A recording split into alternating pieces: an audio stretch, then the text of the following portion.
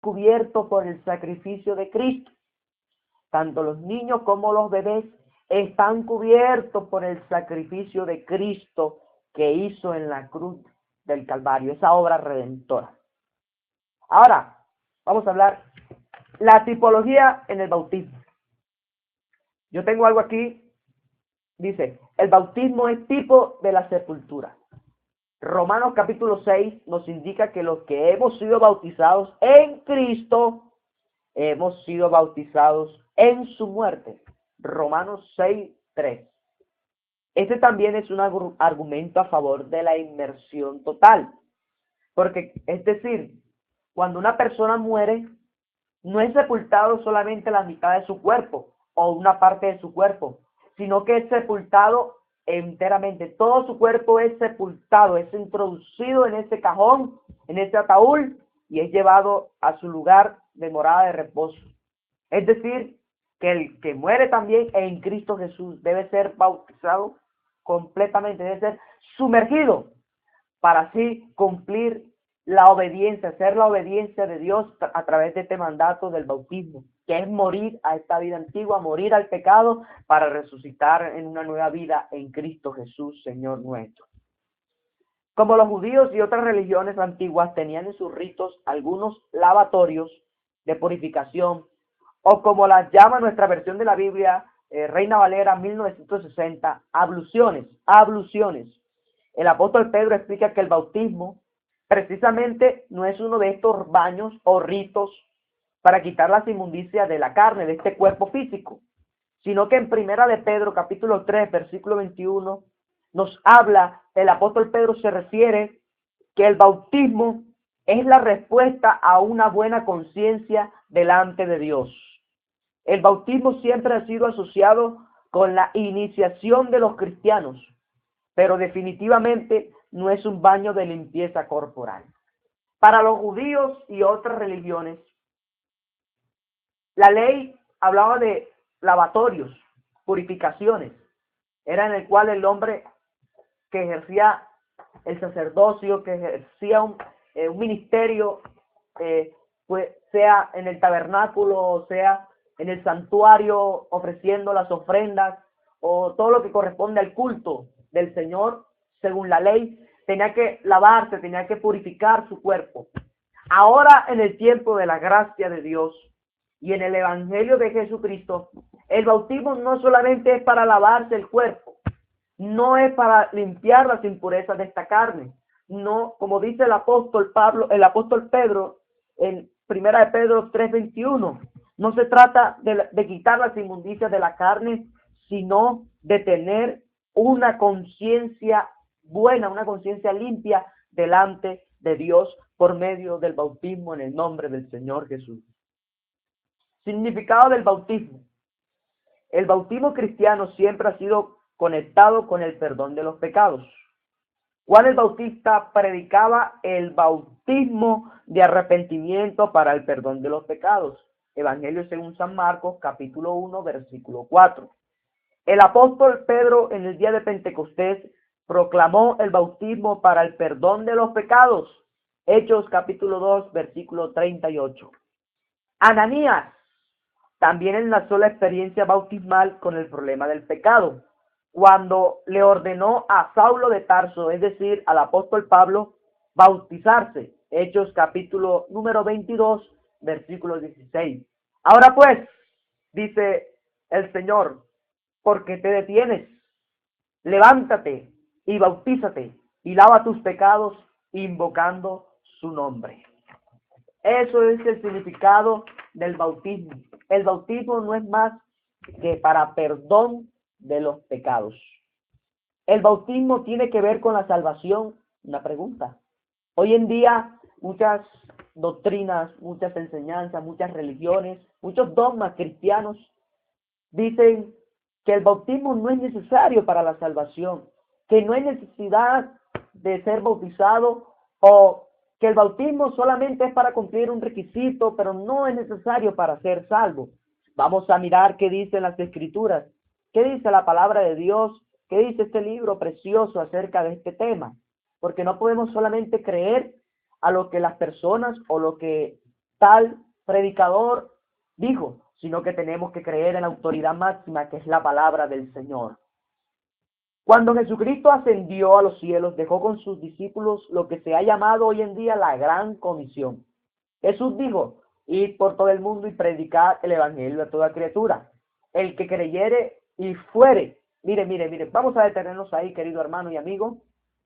El que creyere y fuere bautizado será salvo, mas el que no creyere será condenado. Jesús no dijo, el que creyere y fuere salvo será bautizado. No, el Señor no dijo así, sino que dijo, el que creyere y fuere bautizado será salvo. Si no, el que creyere será condenado. Es decir, que primero hay que creer, luego ser bautizado para ser salvo. Es decir, que la salvación es consecuencia del bautismo y no al revés. Marcos capítulo 16, versículo 15 hasta el 16. También el apóstol Pedro dice, el bautismo que ahora corresponde a esto nos salva. Primera de Pedro capítulo 3, versículo 21. Otras consecuencias del bautismo.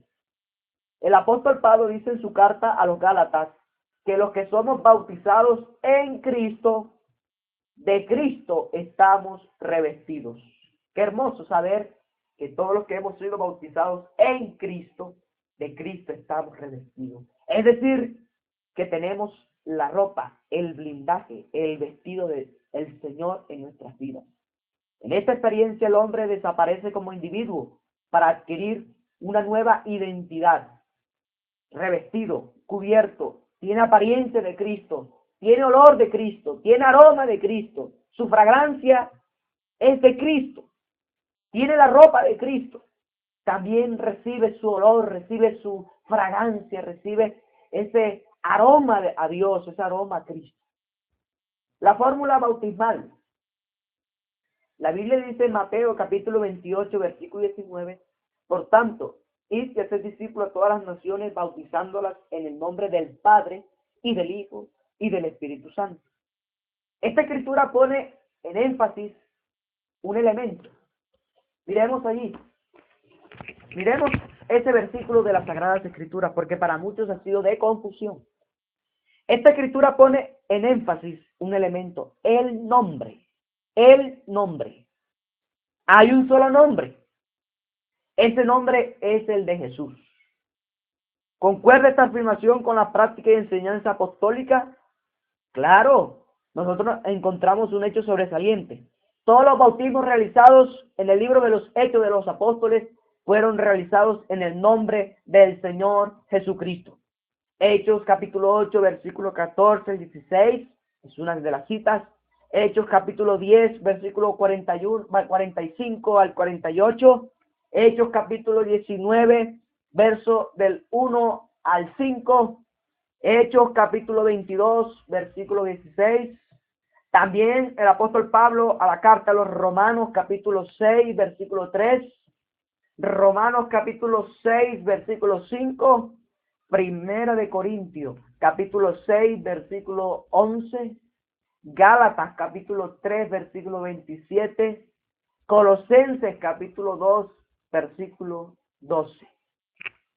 ¿Por qué el bautismo debe ser ministrado, debe ser realizado en el nombre de Jesús? Es una pregunta muy importante, crucial en la vida cristiana y en el hombre que quiera alcanzar la salvación de su alma. Dios no es caprichoso. Debemos entender que cuando hace o establece algo es porque está cargado de muchas razones.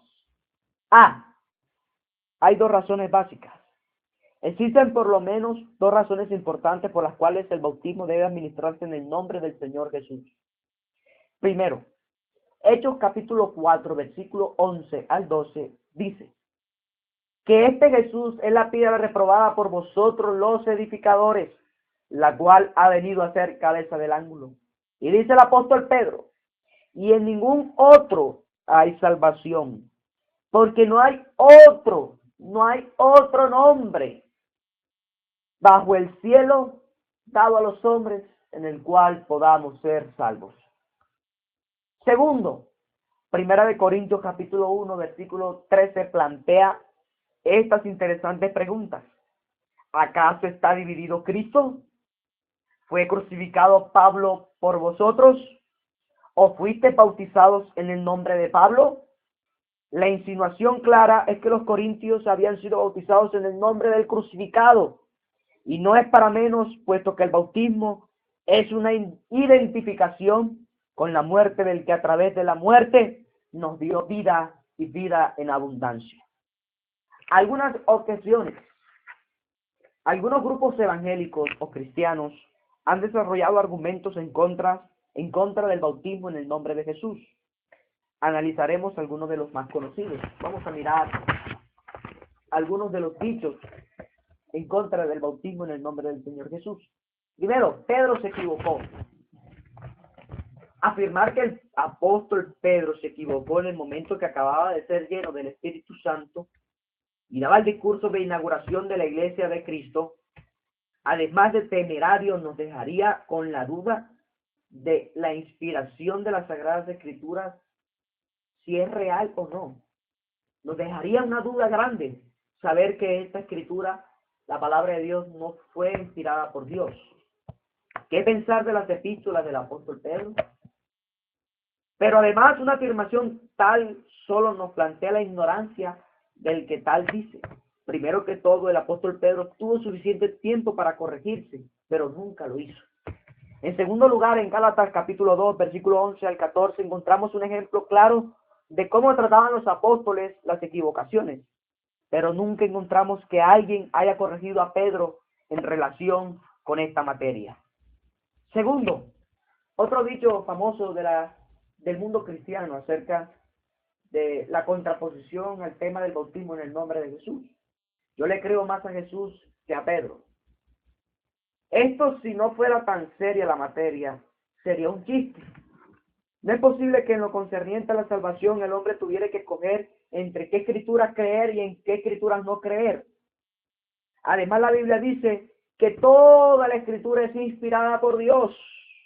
Según de Timoteo capítulo 3, versículo 16. Lo más simpático del caso es que Jesucristo no escribió ningún libro. Eso quiere decir que en realidad no le estamos creyendo al Señor, sino a lo que Mateo escribió, quien dice que Jesús dijo. Pero en esta misma línea de pensamiento sabemos que Pedro no escribió el libro de los Hechos de los Apóstoles, lo que quiere decir que al creer en Hechos 2:38 no le estamos creyendo a Pedro, sino que le estamos creyendo al evangelista Lucas, que reporta lo que Pedro dijo. Pero no se trata de creerle más a Mateo, o a Lucas o a Pedro, sino al Espíritu Santo, quien inspiró a todos estos grandes hombres de Dios. Los escribientes de la Biblia son humanos, pero el libro es de Dios. Es decir, que toda la escritura es inspirada por Dios a través de su Santo Espíritu. Los bautizaron en el nombre de Jesús porque eran judíos. Otro dicho del mundo religioso. La Biblia enseña en Efesios 4:5 que hay un Señor, una fe y un bautismo. No se sugiere en ninguna parte que existe un evangelio para una parte de los hombres y otro diferente para otros, en virtud de su raza o nacionalidad. Jesús dijo: id por todo el mundo y predicad el evangelio a toda criatura. No sé si que la palabra evangelio está en singular. La palabra evangelio siempre aparece en singular. En la carta a los Gálatas, en su primer capítulo, dice: no que haya otro evangelio. El evangelio es un mensaje universal. Además, si bien es cierto que un gran